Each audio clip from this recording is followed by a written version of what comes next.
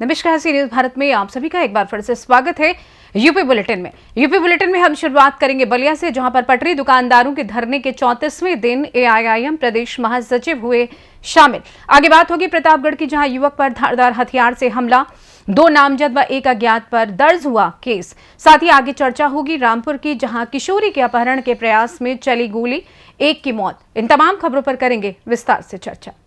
बदायूं में खनन माफियाओं के हौसले बुलंद, बेखौफ होकर खनन को दे रहे अंजाम। सहसवान नगर में खनन का काम बड़ी ही तेजी से चल रहा है।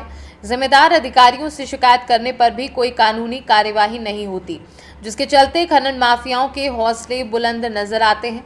अवैध रूप से खनन का काला कारोबार हो रहा है, जिसकी वीडियो वायरल भी हो रही है। विभागीय अधिकारियों की उदासीनता के चलते खनन माफियाओं के हौसले बुलंद नजर आ रहे हैं। बदायूं से सी न्यूज संवाददाता आकाश तोमर की रिपोर्ट। उत्तर प्रदेश के बलिया में लगातार 34 दिनों से अपनी रोजी रोटी की मांग को लेकर पटरी दुकानदार धरने पर बैठे हैं। पटरी दुकानदार के समर्थन में एआईएमआईएम पार्टी के प्रदेश महासचिव मोहम्मद समीम खां और जिलाध्यक्ष राकेश कुमार गुप्ता समेत पार्टी के अन्य लोग शामिल हुए। प्रदेश महासचिव ने कहा कि चुनाव में भाजपा ने कहा कि बलिया नगर पालिका में ट्रिपल इंजन की सरकार बनेगी तो विकास होगा, लेकिन यहां पर ट्रिपल इंजन की सरकार बनते ही सबसे पहले गरीबों की दुकान पर बुलडोजर चलाकर और उनकी रोजगार छीन लेने का काम किया जा रहा है। जहां लोग एक तरफ बेरोजगारी और महंगाई से त्रस्त हैं, तो दूसरी तरफ वर्षों से दुकान चला रहे पटरी दुकानदारों पर बुलडोजर की कार्यवाही की जा रही है।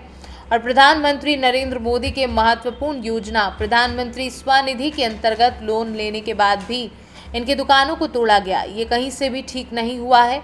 इसको लेकर हम लोगों की प्रतिनिधि मंडल मुख्यमंत्री योगी आदित्यनाथ से मिलकर न्याय की गुहार लगाएंगे।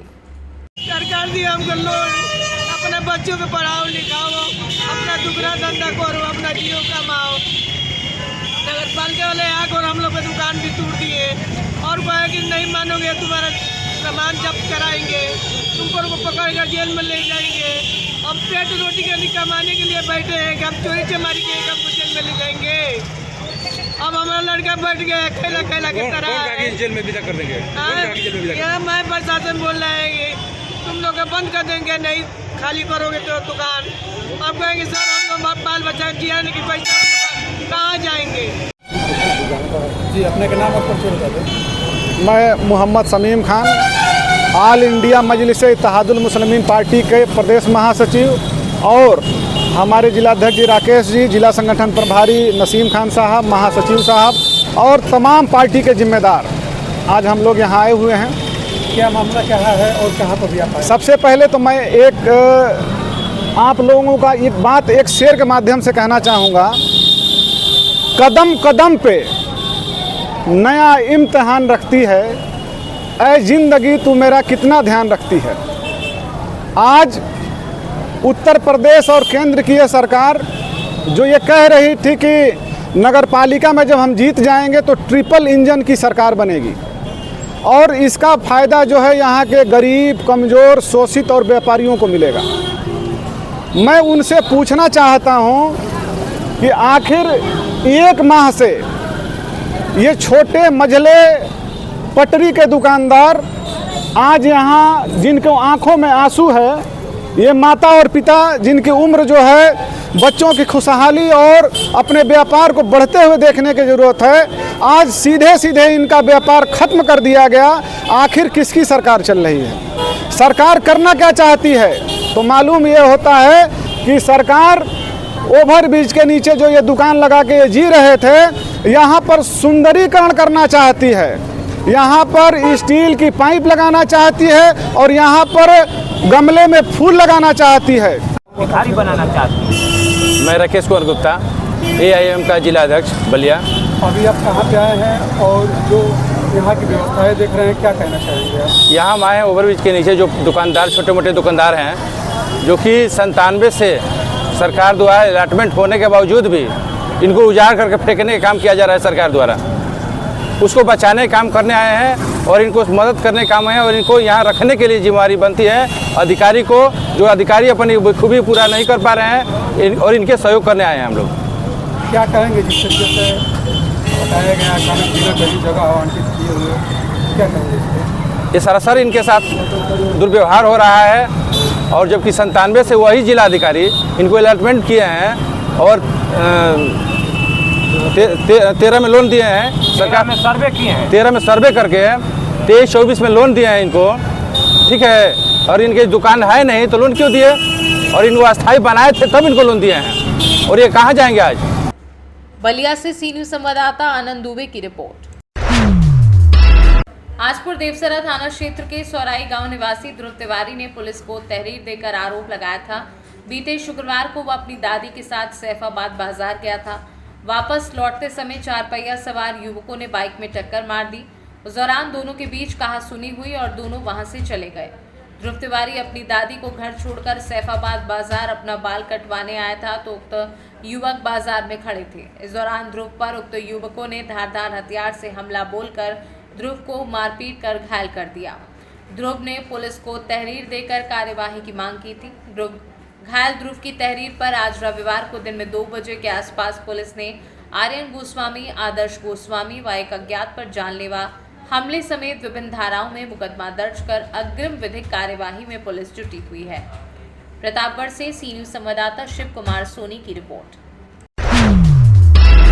रामपुर के अजीमनगर थाना क्षेत्र में दबंगई और फायरिंग का सनसनीखेज मामला सामने आया है।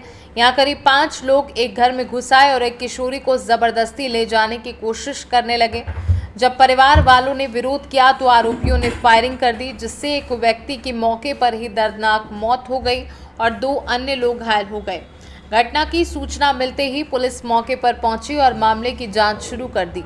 एसपी रामपुर विद्यासागर मिश्रा ने जानकारी देते हुए बताया कि वादी की तहरीर के आधार पर आरोपियों के खिलाफ संबंधित धाराओं में मुकदमा दर्ज कर लिया गया है।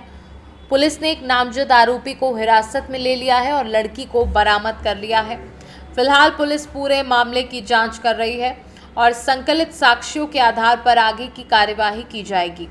घटना के बाद इलाके में दहशत का माहौल है। पुलिस ने आश्वासन दिया है कि दोषियों को जल्द गिरफ्तार कर सख्त कार्यवाही की जाएगी। सर, अजीम नगर में एक हत्या का मामला सामने आया है, क्या पूरा मामला है? देखिए, वादी द्वारा यह तहरीर दिया गया है कि वो अपने घर पे था और करीब 5 लोग घर पर आए और उसकी बेटी को जबरदस्ती ले जाने लगे। उनके द्वारा रोका गया।